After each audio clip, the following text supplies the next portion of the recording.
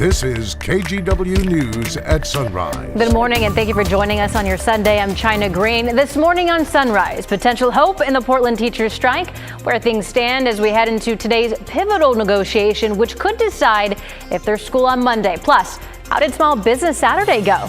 We'll talk to some local businesses about what they saw as they tried to entice everyone to come shop with them. But before we get to all that, let's check in with Daisy Caballero for a quick look at the forecast. Good morning, Daisy. Hey, good morning, China. Good morning to all of our viewers. Happy Sunday. If you haven't stepped outside yet, it is cold. Let me just say that. Some areas saw some frost this morning, including out in Washington County, where my car was frozen shut. So maybe give yourself a little bit of extra time this morning if you are planning to drive and defrost your car. It is 34 degrees right now. Winds coming out from the northwest are at about 7 miles an hour. If you are planning to, again, go on the road here, we are looking at low visibility areas, not quite impacting any of us in Portland, Hillsborough, Aurora, McMinnville, Salem. Not until we look down in Corvallis and more so as we're looking down into the Eugene area. So again, low visibility in those areas there. But everyone else is going to be dealing with clear blue skies, all thanks to this ridge of high pressure. It's really going to be for much of the entire West Coast. Current temperatures right now, 28 out in Camas, 24 in Hillsborough, 30 in Forest Grove. Again, many of us were dealing and woke up this morning to below freezing temperatures, and this will actually also be the case for tomorrow and into Tuesday as well. So get used to it. Again, of course, I mean, just with the seasons changing, we are, of course, expecting to see this. 32 out in McMinnville currently, 25 in both Kaiser and Salem as well. So here's what the next 20 days are going to be looking like. Daytime highs in the upper 40s or those low 50s. But again, that sunshine is here to stay. But rain is also in the forecast. We'll talk about when that's going to be happening coming up. New this morning, one man is dead after a shooting in the Centennial neighborhood. This happened just after 10 o'clock last night along Southeast 154th Avenue. Officers responded to a shooting call and found a man dead on the front of a porch of his home. This is the 67th homicide investigation of 2023 in Portland. We'll keep you updated on this case as we get more information. But this came just hours after two people were hurt in a shooting in downtown Portland. This happened at 4th and Alder just after 6:30 last night. Portland police say two men were hurt, taken to the hospital. There have been no arrests so far. Detectives are currently investigating.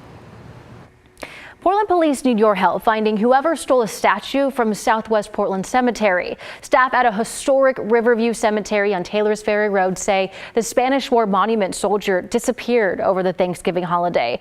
The 5-foot-tall bronze statue has been at the cemetery for more than 120 years. The cemetery's executive director says she's shocked that someone would take a statue meant to memorialize those who have served on the battlefield.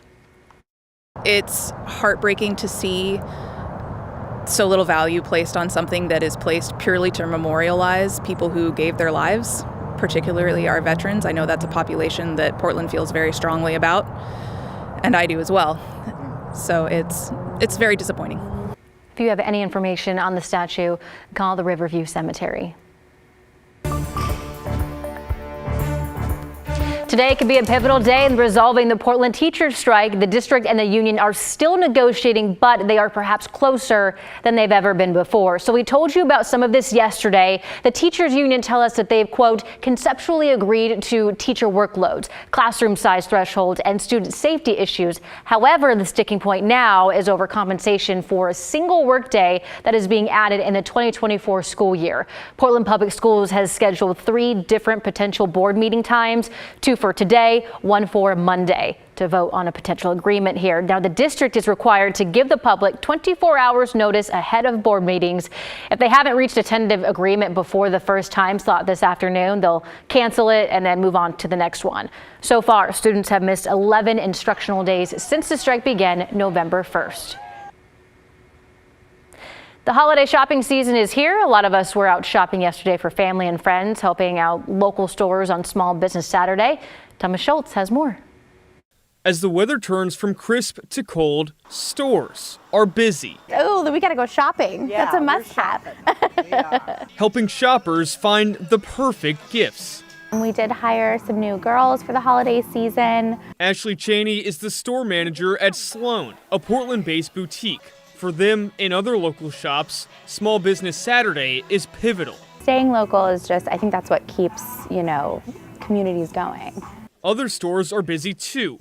Down the road is a bookstore, nestled in the heart of Northwest Portland for almost 40 years. It's a very exciting time of year. We get a lot of people coming through. Along with books, New Renaissance sells yoga mats, statues, and more. They've got plenty of regulars, though holidays bring new shoppers too. When people come for the first time, it is such a delight because they're always like, wow, I've been hearing about this store and I finally came down to check it out and it's amazing.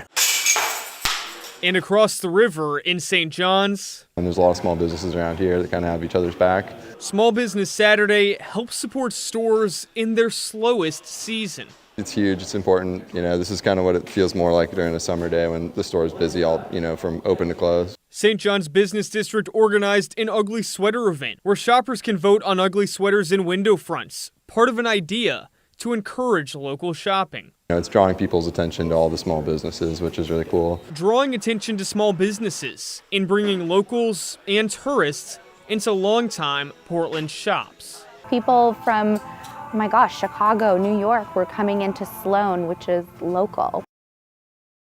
In the meantime, a new study by Forbes magazine shows Washington tops the nation for retail theft. The Forbes Retail Theft Index found that Washington gets 48% more reported retail thefts than the state should based on its population. The owner of a smoke shop that we spoke to says he experiences theft on a daily basis. He shared dozens of videos of thieves caught in the act. In one case, multiple people working together.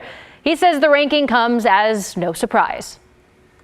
That was organized. They knew they were coming in, they knew what they were doing, they knew what they were going to go for. They didn't know how they were going to do it, they just came in as a group and they were there to steal.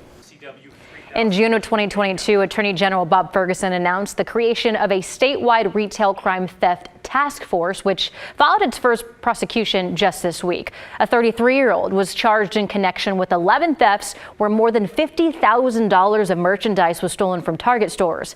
And by the way, Oregon ranks 23rd for retail theft in the Forbes report.